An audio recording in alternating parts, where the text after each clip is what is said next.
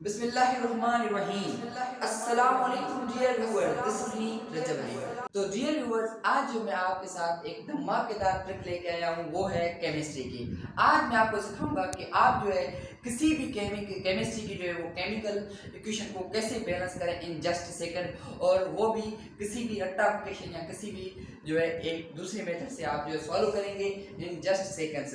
आपको जो है तकरीबन 99% आपका जो है वो एक्यूरेट, दैट मीन्स क्लियर, आपकी जो है वो केमिकल बैलेंस इक्वेशन हो जाएगी। लेकिन आप जो है पहला जो मेथड करते हैं, सब जो टीचर्स आपको मेथड करवाते हैं वो जो है, जब लेट सपोज मैं जो एक आपको इक्वेशन करके दिखाता हूँ, ये मेरे पास इक्वेशन लिखी हुई है। अगर इसको आप क्या करेंगे, इधर लेट सपोज बैलेंस करने के लिए 2 देंगे या 3 देंगे, उसको आप कितनी भी बैलेंस करने की कोशिश करेंगे, लेकिन आपके जो है दिमाग में एक जो है वो कंफ्यूजन होगी कि अब इधर 2 पुट किया तो उधर 3, ये तो बैलेंस नहीं हो रही है। तो आज हम मैथमेटिकली आपको सिखाएंगे कि आप जो कैसे किसी भी इक्वेशन को जो है वो बैलेंस करें इन जस्ट सेकंड। तो फर्स्ट ऑफ ऑल आपको क्या चीज़ देखनी है, उसके बाद मैं जो 1 2 3 स्टेप सिखाऊंगा, लेकिन बहुत इजी करके समझाऊंगा। फिर जो आप इंशाल्लाह कोई भी केमिकल बैलेंस इक्वेशन होगी उसको जो है वो जस्ट सेकंड्स में उसको जो है वो बैलेंस कर सकते हो। तो आइए फर्स्ट ऑफ ऑल इसको जो है मैंने लिख लिया है, इसको जो है जल्दी फटाफट में जो है इसको हम बैलेंस कर लेते हैं। क्या लिखा हुआ है, NH3 plus O2 react with, ये जो है वो क्या प्रोडक्ट दे रहा है, NO plus H2O। That means पहले आप क्या करेंगे, एक साइड पे रिएक्टेंट या प्रोडक्ट साइड पे देखेंगे क्या कि कितने एलिमेंट आ रहे हैं। दैट मीन्स एक नाइट्रोजन आ रहा है, एक हाइड्रोजन आ रहा है, एक ऑक्सीजन आ रहा है। सही है, ये जो 3 एलिमेंट की बात हो रही है। तो दैट मीन्स एक चीज आपको इधर पता चल जाएगी कि इसमें जो है हम मैथमेटिकली इसको जो है वो बैलेंस करेंगे। इसमें जो 3 इक्वेशन बनेगी, कितनी बनेगी, 3। अगर 4 एलिमेंट होंगे तो 4 इक्वेशन, अगर 5 होंगे तो 5 इक्वेशन, जितने भी एलिमेंट होंगे उतनी इक्वेशंस बनेगी। ये जो है आपको एक चीज याद रख लेनी है। सही है, तो मैं जो है फर्स्ट ऑफ ऑल इधर जो है इक्वेशन की साइन 3 दफा दे, एक इक्वेशन, ये दूसरी इक्वेशन और ये तीसरी इक्वेशन, ये चीज जो आपको याद रख लेनी है। उसके बाद आपको क्या करना है, इधर साइड पे जो हाइड्रोजन देखनी है, देन इधर साइड पे हाइड्रोजन, इधर भी हाइड्रोजन रखेंगे तो इधर भी हाइड्रोजन, अगर इधर जो है वो नाइट्रोजन रखेंगे तो इधर भी नाइट्रोजन, अगर इधर ऑक्सीजन रखेंगे तो इधर भी ऑक्सीजन रखेंगे। सही है, अगर फर्स्ट जो है आपको थोड़ा सा जो है वो लेंथी लग रहा होगा, लेकिन अगर आप जितनी भी ज्यादा प्रैक्टिस करोगे आप जो इसको ज्यादा सिंपल वे में सॉल्व कर पाओगे। सही है, तो क्या लिखा हुआ है, ये जो हाइड्रोजन लिखा हुआ है, क्या करेंगे, ये जो नीचे हाइड्रोजन का लिखा हुआ है, पहले आप क्या करेंगे, फर्स्ट जो है इक्वेशन बनाने के बाद आप क्या करेंगे, इनके साथ देंगे वेरिएबल्स। क्या देंगे, वेरिएबल।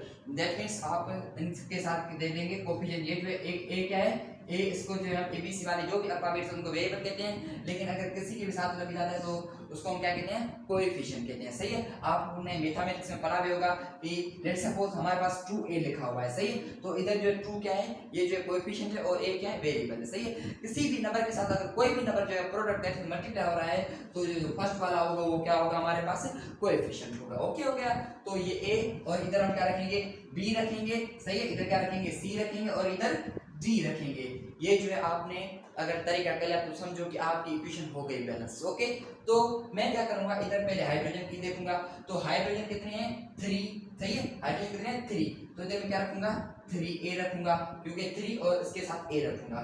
सही है, अगर हम जो है हाइड्रोजन की बात हो गई, अगर हम नाइट्रोजन की बात करेंगे तो नाइट्रोजन क्या है, ओनली a है, तो इधर मैं a रखूंगा, कोफिशिएंट रखूंगा, और जो भी नीचे उसकी जो पावर होगी उसको हम आगे कोफिशिएंट में ले आएंगे। सही है, अगर इधर देखेंगे और इधर जो ऑक्सीजन कितनी है, 2। सही है, तो इधर जो हमने किसके साथ इसको रिप्रेजेंट किया है, बी के साथ रिप्रेजेंट किया है। बहुत ही फिर से मैं आपको समझा देता हूँ। सही है, आपको क्या करना है, अगर हाइड्रोजन की बात हो रही है तो क्या करेंगे, 3 रखेंगे, हाइड्रोजन को नहीं रखेंगे, क्या रखेंगे, उसके कोफिशिएंट रखेंगे। सही है, अगर नाइट्रोजन की बात हो रही है तो क्या करेंगे, इसका तो कोफिशिएंट कुछ 1 है, 1 को हम नहीं लिखेंगे या नहीं लिखेंगे, वो हमारी मर्जी होती है। सही, ये चीज आपको याद रख लेनी है। तो मैंने क्या किया, ओनली a को लिख दिया। अब आते हैं ऑक्सीजन की तरफ, ऑक्सीजन का जो कोफिशिएंट है वो इधर को क्या है, जो हमारे पास ये जो नीचे वाला नंबर है वो क्या है, 2 है, तो इधर मैंने 2 रखा, और ये जो b इसके साथ कोफिशिएंट रख दिया।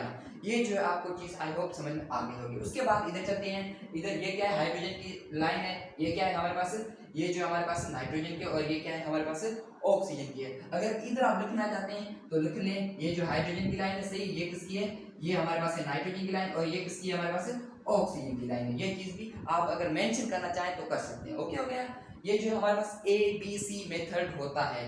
सही है, बहुत इजी होता है मेथा में लिख क्योंकि हम इसको जो है वो एक्यूरेट इसका आंसर निकालते हैं। सही है, तो इधर हम देखेंगे अगर हाइड्रोजन की बात करेंगे तो इधर क्या है, हाइड्रोजन जो है वो 2 है, इधर नहीं है तो इधर क्या करेंगे 2 रखेंगे, और जो हाइड्रोजन के साथ कोएफिशिएंट है वो क्या है, d है, तो दैट मींस इधर मैं क्या रखूंगा, d रख दूंगा। बहुत इजी करके मैं समझा रहा हूं आपको। सही है, उसके बाद आप क्या करेंगे, इधर जो है वो नाइट्रोजन की बात हो रही है तो नाइट्रोजन देखेंगे, नाइट्रोजन इधर क्या है, ओनली C है, तो इधर मैं क्या रखूंगा, ओनली C रख दूंगा।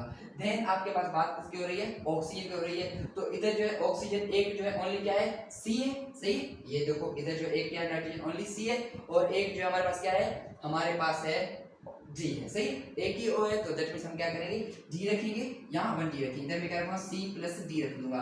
ये देखो कितनी जो है हमने इजी करके इक्वेशन बना ली। हम जो है वो 2 एग्जाम्पल करेंगे। सही है, 2 क्वेश्चन को बैलेंस करेंगे, लेकिन बहुत इजी वे में आपको समझाऊंगा, बहुत इजी वे में समझाऊंगा। सही है, ये जो हमारे पास बैलेंस हो गई, सॉरी बैलेंस नहीं बल्कि इनमें से हमने 3 इक्वेशन बना ली। उसके बाद आपको क्या करना है, किसी भी एक वेरिएबल की, ये भी a b c, ये क्या है a b और d c d, ये क्या है, एक वेरिएबल है, ये तो सब क्या है, वेरिएबल है। तो हम क्या करेंगे, इनमें से किसी भी एक वेरिएबल की जो वैल्यू क्या करेंगे, 1 पुट करेंगे। आपकी मर्जी चाहे तो a की पुट कर सकते हैं, c की पुट कर सकते हैं, d की पुट कर सकते हैं, जिसकी भी आपकी मर्जी चाहे उसकी क्या करेंगे, 1 वैल्यू पुट करेंगे। ये जो आपको दैट मींस ये है ला। सही है, तो लेट सपोज मैं जो इधर से किसी भी एक की जो भी आपको सिंपल इक्वेशन लगे ना उसकी आप पुट कर लेना। तो मैं क्या करता हूँ, इधर जो है c की जो वैल्यू 1 पुट कर देता हूँ। सही है, जब मैं इस इक्वेशन में c की वैल्यू 1 पुट करूंगा तो मैं जो है c की क्या वैल्यू 1 पुट, तो दैट मींस आपके पास c की जो वैल्यू है वो आ गई है। बस आपको क्या करना है, a b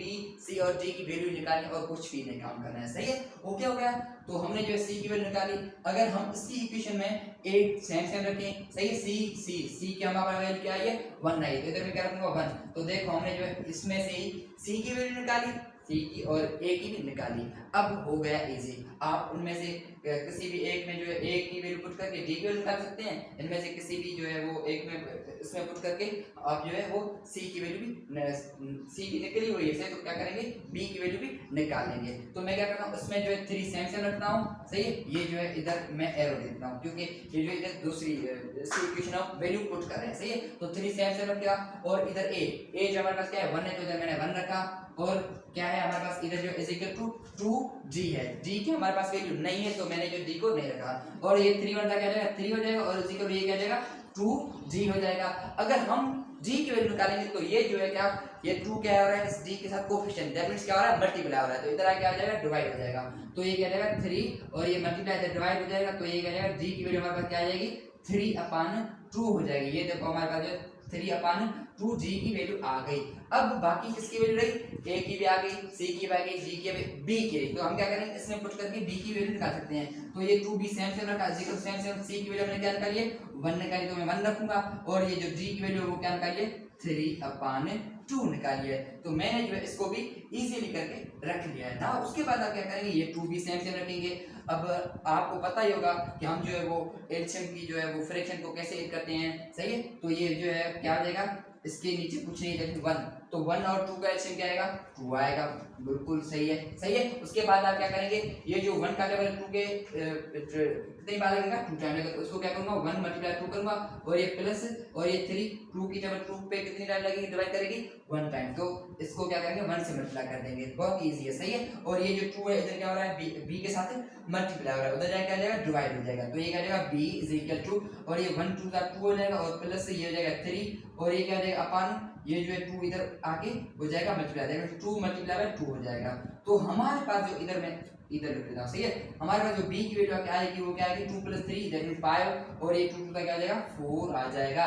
तो हमने जो है इजीली करके जो हमारे पास b की वैल्यू भी रह गई थी वो भी निकाली, क्या आई हमारे पास 5/4। अब जो है इधर स्टूडेंट को जो है वो कंफ्यूजन होती है, वो ये कंफ्यूजन होती है कि हमारे पास फ्रैक्शन में वैल्यू आ गई, अब हम इसको क्या करें।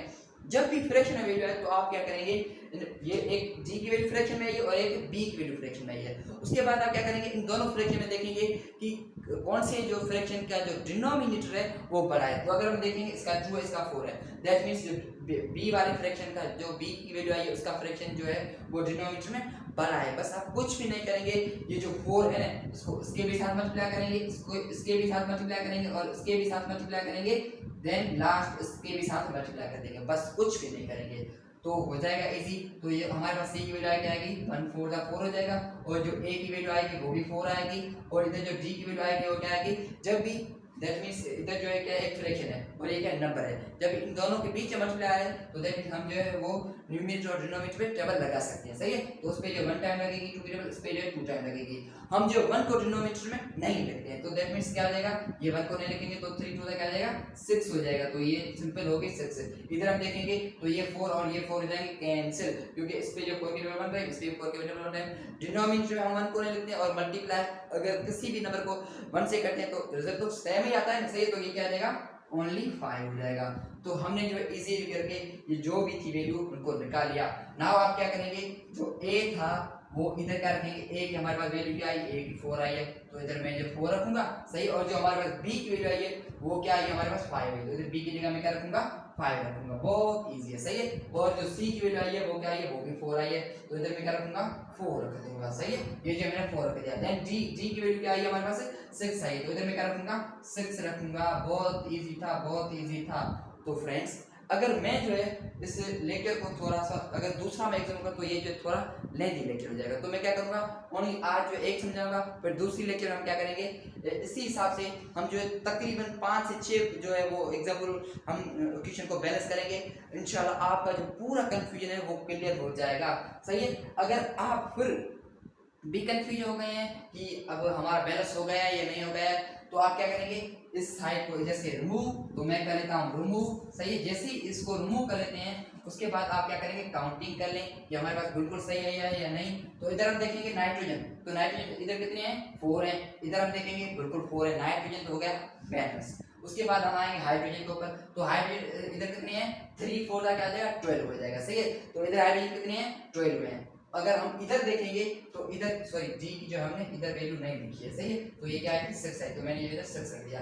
अगर हम 2 6 हो जाएगा क्या 12 हो जाएगा, तो दैट मींस इधर हाइड्रोजन और इधर हाइड्रोजन दोनों बैलेंस है। अगर हम ऑक्सीजन पे आएंगे तो इधर ऑक्सीजन कितने हैं 2 5 10 हो जाएगा, इधर ऑक्सीजन की बात होगी तो ये 4 और ये 6 कितने हो जाएंगे 10। देखो हमने जो है कितना इजीली करके इसको बैलेंस कर लिया। आई होप ये आपको लेक्चर फुल कंप्लीट समझ में आ गया होगा। अगर कोई भी कंफ्यूजन की तो हम दूसरे लेक्चर में बिल्कुल आपकी जो कंफ्यूजन है उसको इंशाल्लाह क्लियर कर देंगे। तो फ्रेंड्स अब हम मिलेंगे अपनी नेक्स्ट वीडियो के में, तब तक के लिए अल्लाह हाफ़िज़ और अपनी दुआ में भी याद रखिएगा। अगर आपने हमारे चैनल मैथ विद इंजीनियर रजब इब्राहिम बार को सब्सक्राइब नहीं किया तो प्लीज सब्सक्राइब और प्रेस द बेल आइकन ताकि आने वाले हर नोटिफिकेशन आपके साथ पहले पहुंच सके। अल्लाह हाफ़िज़।